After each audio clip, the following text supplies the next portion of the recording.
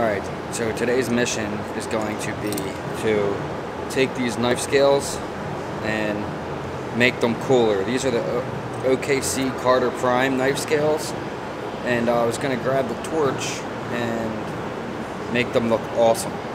So that's what we're going to do. So follow me on this knife journey. So I already took the knife apart, and what I was thinking is just leaving it like this instead of putting the spacer back in there.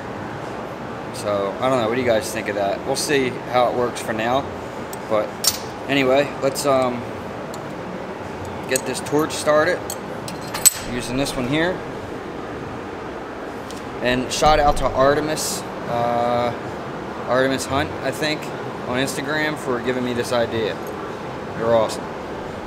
And if you check her Instagram and friend her on Instagram, you can see her cool knives. She has a lot of cool knives, man.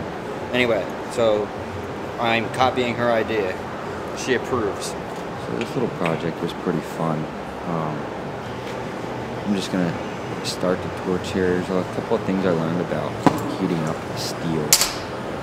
For one, I wouldn't use this torch again. And I'm going to probably redo this whole operation just so you guys know. But this is my first try here, and I end up having to redo it after having to look up YouTube how to do it the right way because it just didn't look right. So, as you can see, I had way too much heat on there. The next day. Alright guys, I decided to do instead, because I fucked up pretty much, so I'm gonna, now I polished both scales. I polished them with 180 grit. Or no, at first I used this thing. This green roll lock disc I used first.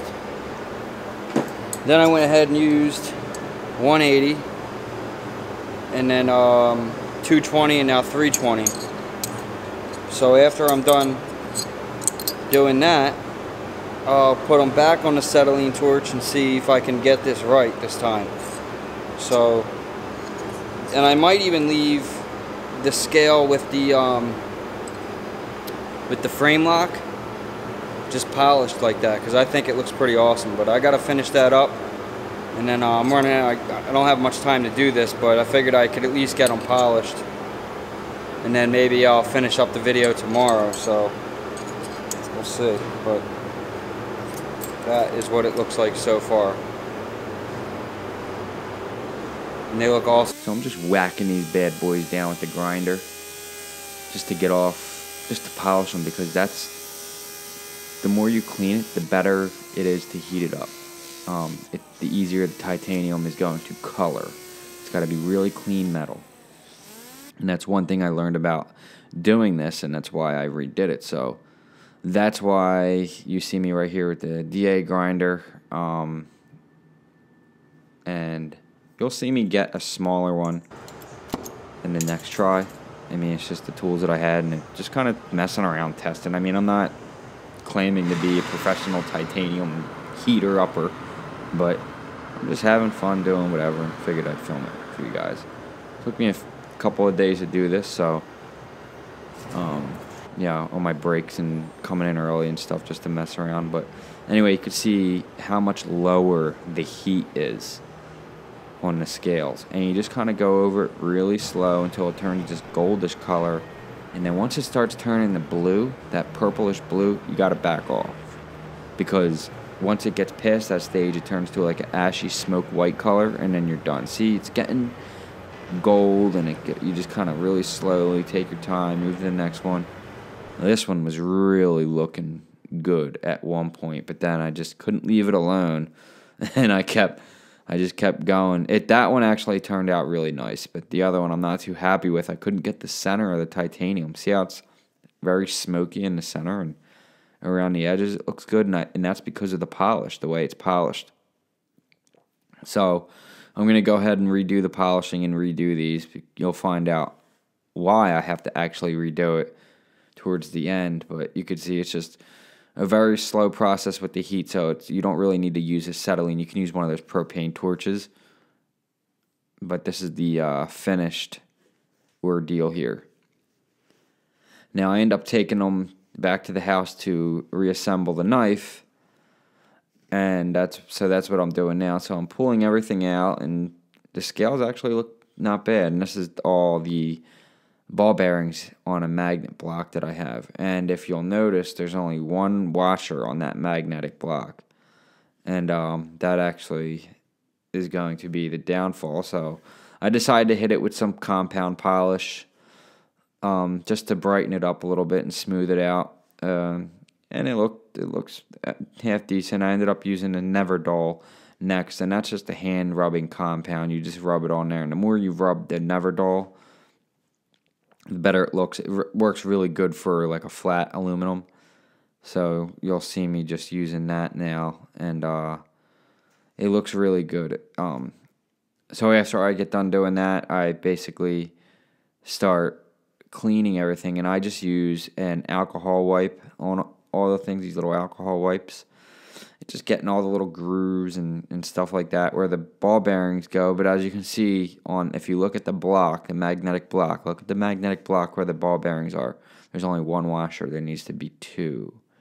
So I don't realize that. I think there's a point in the video. I didn't point it out, but once I grab that block and start putting the detent balls, at that point is when I noticed that I only have one washer. And that's going to prove to be an issue, I think, because I have to go back to work now and see if I can find it. If I cannot find it, I'm going to have to either send the knife out to get reassembled, because let me tell you, these bearings to put back in are no joke. So here's what I started to do. I put a little bit of oil in there to get the gunk out of the groove for the bearings. And then I started putting a little bit of oil in there and then just put them in. They're fairly easy to get in there, but it's hard to... because now it's just tough to get them in there. I think I might have to send it out, but this is what I pretty much did. Used the nano oil and cleaned it out. And then I go to put the balls in. You can see them, and this is the point right here. At this point, I'm realizing, oh fuck, I only have one. So that's what happened, and I actually decided to put the knife together fully and sharpen the blade a little bit just to see how it looks, because I decided I was going to leave the back spacer out of it. I think it looks better without it. And this is just going over sharpening it real quick, just getting that edge back. Because it was dull the whole time. That's why I was able to grab the blade. It was really super dull. So just went over it with the Spyderco a few times. And then I reassembled the entire knife, but I didn't tighten it. I just wanted to see what it would look like. It does work. It opens and operates. It's just not smooth. It's not going to be. But I wanted to make sure I had everything, okay. So I am going to take it back apart and redo this little project. I will let you guys know when I do that and how it works out. But I think overall, for my first try doing this, it's not bad. I will get better at this, believe that. I have a few titanium knives. I don't know if I'm going to do my zero tolerance like this. It's just too expensive.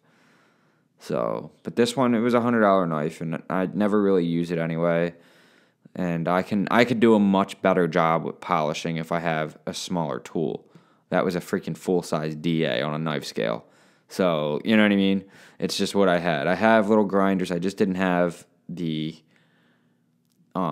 grit paper for it and stuff. So I'm going to take my time and do it and redo this whole project, and we'll do another video. But, so this is what I'm showing you about my knife tools, too. This is how I took it apart. So the Weehaw, a little Husky toolkit, then my Spyderco sharpener, nano oil, lubricant, and then magnetic block for the ball bearings.